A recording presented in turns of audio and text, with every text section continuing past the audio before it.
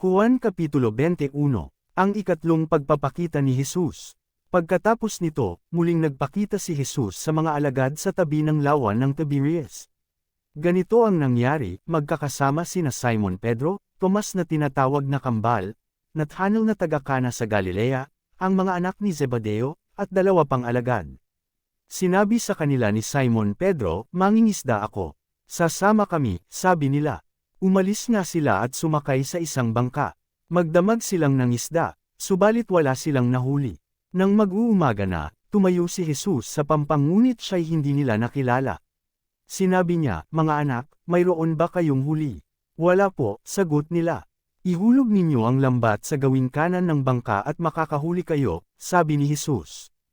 Inihulog nga nila ang lambat at nang hilahin nila ito ay hindi nila makaya sa dami ng huli. Sinabi kay Pedro ng alagad na minamahal ni Jesus, ang Panginoon iyon. Nang marinig ito ni Simon Pedro, nagsuot siya ng damit dahil nakahubad siya noon at sakalam-usong sa tubig. Dunoong sa pampang ang kasama niyang mga alagad, sakay ng bangka na hila-hila ang lambat na puno ng isda. Hindi sila gaanong malayo sa pampang, mga 70 metro lamang.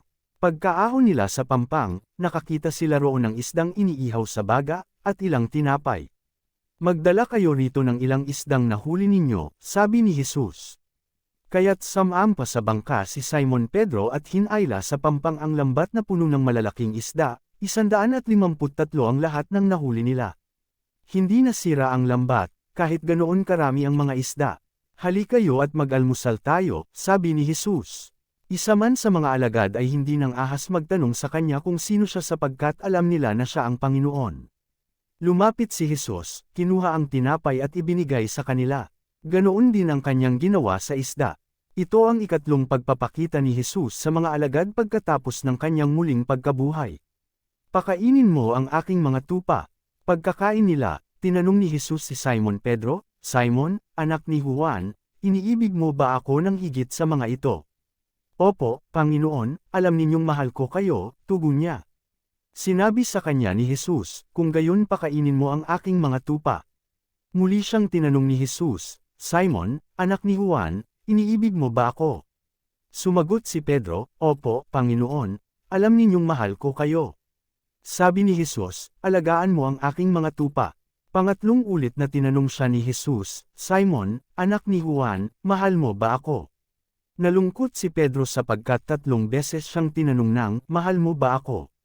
At sumagot siya, "Panginoon, alam po ninyo ang lahat ng bagay, alam ninyong mahal ko kayo." Sinabi sa kanya ni Jesus, "Pakainin mo ang aking mga tupa." Kakatandaan mo, noong bata ka pa, ikaw ang nagbibihis sa iyong sarili at pumupunta ka kung saan mo gusto. Ngunit pagtanda mo, iuunat mo ang iyong mga kamay at iba ang magbibihis sa iyo at dadalhin ka sa lugar na di mo gusto.